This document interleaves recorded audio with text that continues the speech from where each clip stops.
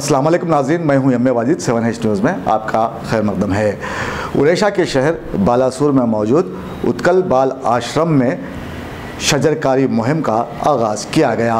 इस मौके पर कलेक्टर रमेश चंद्र मोहांती ने बहैसियत मेहमान खुसूसी शिरकत की। पेश है इस मामले पर हमारे नुमाइंदे शेख नाजिम की ये रिपोर्ट।